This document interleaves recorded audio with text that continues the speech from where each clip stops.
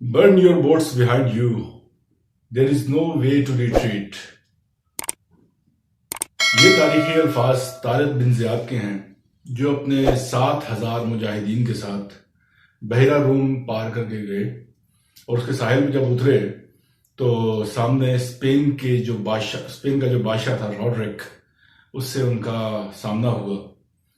सामने दुश्मन की फौज जिसकी तादाद अनगिनत थी, मानन टिड्डी दल जिसको कहा जाए, और यहाँ पे 7,000 का लश्कर, छोटा सा लश्कर कहना फिर उसको उसके मुकाबले में थोड़ी ज्यादती होगी।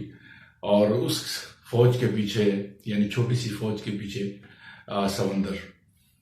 तारिक बिन ज़ियाद ने यही कहा था जब देखा कि अपने सिपाहियों में और अपने जो फौज के जो चीदा चीदा अफसरान थे उनमें बेचैनी सी पाई जाती है कि हम कैसे इसको शिकस्त देंगे इतने बड़े लश्कर को। तो फौज का जंग का एक उसूल है कि जो सिपा सालार है वो अपने options, plan A B C D जो भी हैं वो उनको मद्देनजर रखते हुए जंग लड़ा करते हैं। लेकिन मुसलमान सिपा सालारों ने, मुसलमान जंगजुओं ने तारीख में ऐसी सी जंगें इस तरीके से लड़ी हैं कि रहती दुनिया तक उन्होंने मिसाल कायम कर दी है, न सिर्फ मुसलमानों के लिए बल्कि इंसानों के लिए, दूसरे गैर मुस्लिमों के लिए भी, कि अगर जज्बा सच्चा है तो साजो सामान और कसरत फौज ये इतनी माने नहीं रखती, जज्बा लड़ा करता है। खालिद बिन वलीद, अबू उबैदा बिन जर्राह और रजी अल्लाह तआला अन्हुमा, उमर बिन आस, बड़े बड़े जय्यद सहाबा कराम जो सिपा सालार गुजरे हैं, उन्होंने ऐसी सी तारीखें रकम की हैं। उसी को लेके चलते हुए, उसी एक चीज को मद्देनजर रखते हुए तारिक बिन ज़ियाद जो बर्बर कबीले से ताल्लुक रखते थे, ट्यूनस का एक कबीला था जी, बर्बर कबीला था। बरसबीला तस्करा ये भी बताता चलूं कि बर्बर जो है, ये जो हमारे यहाँ आजकल जो मुस्तामिल एक लफ्ज है बर्बरियत, ये उसी बर्बर कबीले से ही डिराइव किया हुआ लफ्ज है। बुनियादी तौर पर बर्बर जो थे बड़े जंगजू और बड़े मार धाड़ किस्म करने वाले लोग थे। तो ये तारिक बिन ज़ियाद जो है ये उसी कबीले से ताल्लुक रखते थे। ये पैदा हुए हैं 670 ईस्वी में ट्यूनस बर्बर में, बर्बर कबीले में। इनका कोई जिस जगह पे ये पैदा हुए हैं वो अभी तक मतलब 100% कन्फर्म नहीं है कि इनकी पैदाइश किस जगह की है।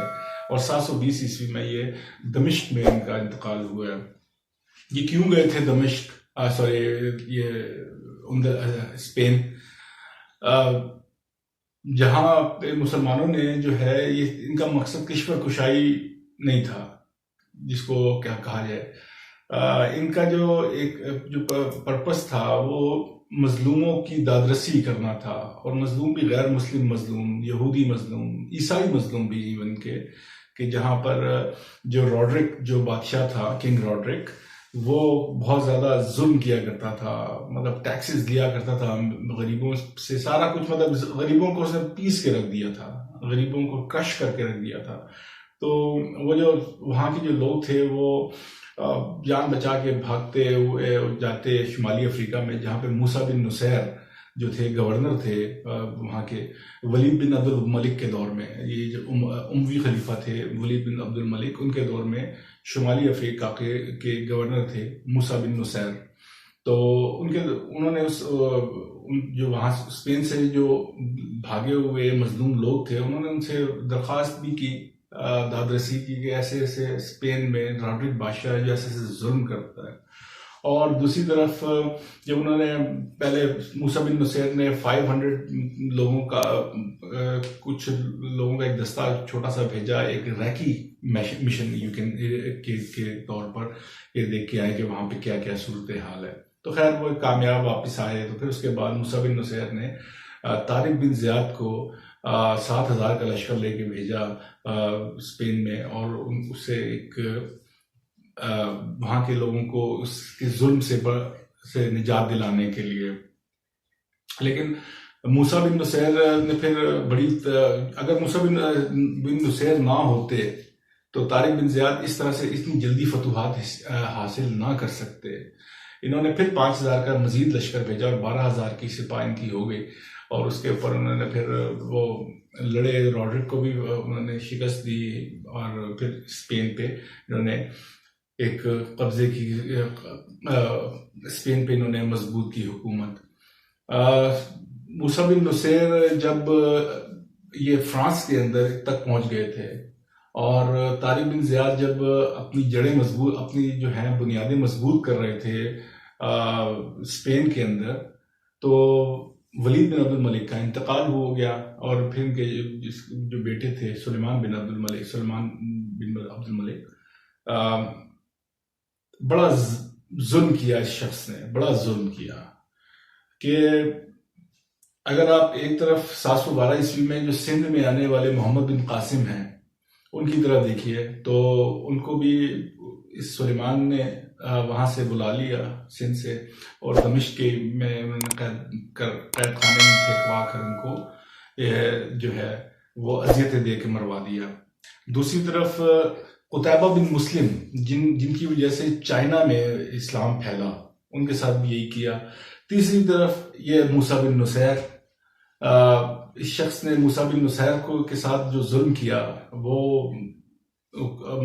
बस अल हफीज अल अमान वाली कैफियत है कि इतना बड़ा मोमर आदमी, जर्नैल और मोमर बुजुर्ग शख्स जिसने इतना काम किया, उसको इसने कोड़ियों, उसने भीख मांगने पे मजबूर कर दिया, इतना जुल्म किया। और इसी तरह से फिर तारिक बिन ज़ियाद के साथ भी यही हुआ।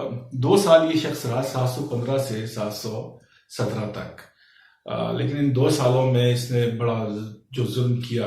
खैर, मकसद हमारा यही था। हमारा जो किताब, हम बुनियादी तौर पर बात करते हैं किताब के ऊपर, तो हमारी जो आज की जो किताब जिसका हम जिक्र कर रहे थे, सारी बात जो है वो है ये है दमिश्क के कैद खाने, इनायतुल्लाह साहब की लिखी हुई किताब।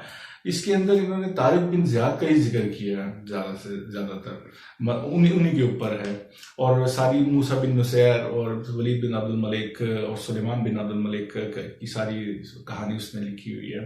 पढ़ने से ताल्लुक़ रखती है किताब, ज़रूर पढ़िए, और अपने बच्चों को भी पढ़ाइए, अपनी लाइब्रेरी की जीनत बनाइए। आसान ज़ुबान में अच्छे उसलूब में लिखी हुई तारीखी नावल है। मैं रिकमेंड करूँगा, हाईली रिकमेंड करूँगा कि पढ़ने के काबिल किताब है। हमें पढ़ना चाहिए ताकि हमें पता चले कि हु वी आर, और हमारे जद और असलाफ कौन थे। उम्मीद है कि आज की ये मुख्तसर सी वीडियो तारिक बिन ज़ियाद के ऊपर जो मैंने की है आपको पसंद आएगी। अगर इससे मुतालिक कोई क्वेश्चन हो तो ज़रूर मुझसे पूछिएगा, लेकिन कमेंट बॉक्स में। मिलते हैं अगली वीडियो में, तब तक के लिए दीजिएगा इजाज़त। अस्सलामु अलैकुम वरहमतुल्लाहि वबरकातुहू।